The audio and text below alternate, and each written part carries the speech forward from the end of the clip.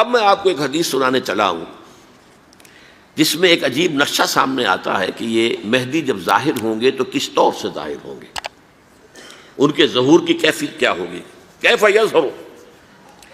یہ روایت ہے حضرت ام سلمہ سے رضی اللہ تعالی عنہا، حضور کی زوجہ محترمہ ہیں، فرماتی ہیں ام سلمہ عن النبی صلی اللہ علیہ وسلم قال یکون اختلاف عند موت خلیفۃ، موت خلیفۃ، حضور نے فرمایا ایک خلیفہ کی موت پر اختلاف واقع ہو جائے گا، خانہ جنگی ہو جائے گی۔ فَيَخْرُجُ رَجُلٌ مِّنْ أَهْلِ الْمَدِينَةِ حَارِبًا إِلَىٰ مکہ، پھر مدینے کے لوگوں میں سے ایک شخص نکلے گا، بھاگے گا اور جا کر پناہ لے گا اور چھپ جائے گا مکے میں۔ فَيَأْتِيهِ نَاسٌ مِّنْ أَهْلِ مکہ، پھر اس کے پاس آئیں گے اہل مکہ، مکہ کے لوگ، فَيُخْرِجُونَهُ، اور اسے نکالیں گے، جہاں وہ چھپے ہوئے ہوں گے وہاں سے نکالیں گے۔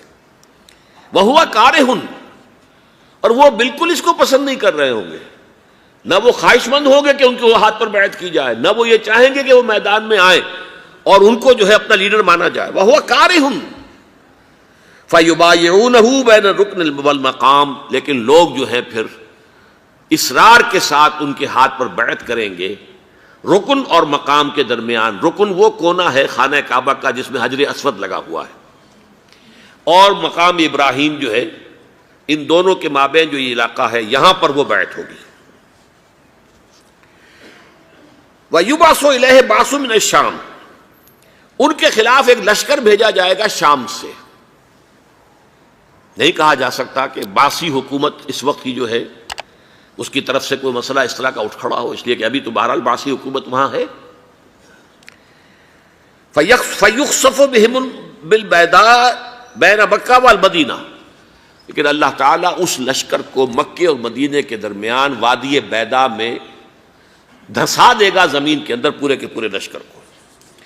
فَإِذَا رَأَى النَّاسُ ذَلِكَ، جب لوگ یہ دیکھیں گے کہ اتنی بڑی نشانی ظاہر ہو گئی، أَتَاهُ أَبْدَالُ الشَّامِ وَعَصَائِبٌ من العراق فَيُبَايِعُونَهُ، اب شام سے سارے کے سارے جو اولیاء اللہ ہیں وہ بھی آئیں گے، اور عراق سے جوق در جوق لوگ آئیں گے اور ان سے بیعت کریں گے۔ وَيَعْمَلُ فِي النَّاسِ بِسُنَّةِ نَبِيِّهِمْ، پھر وہ عمل کریں گے لوگوں کے مابین، حکومت کریں گے اپنے نبی کی سنت کے مطابق۔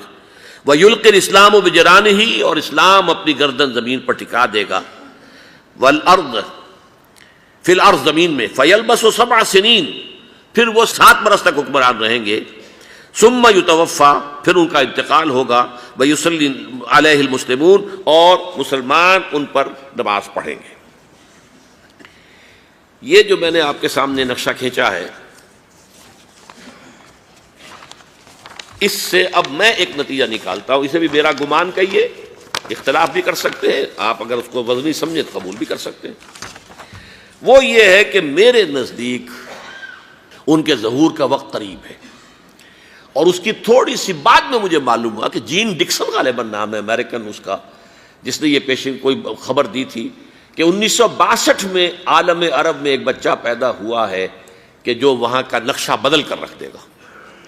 یہ جین ڈکسن کی غالباً پیشن گوئی ہے۔ بہرحال مجھے اس کی پیشن گوئی سے کوئی دلچسپی نہیں ہے، میں تو جو احوال دیکھ رہا ہوں، یعنی اسرائیل کا قائم ہو جانا، اور اس کے بعد اب یروشلم کا مسلمانوں کے ہاتھوں سے نکل جانا، اور اب گویا کہ وہ الملحمۃ العظمیٰ جو ہے تلی کھڑی ہے، کسی بھی وقت جو ہے یہ جو ہے وہ لاوا پھٹ سکتا ہے، آتش فشاں پھٹ سکتا ہے۔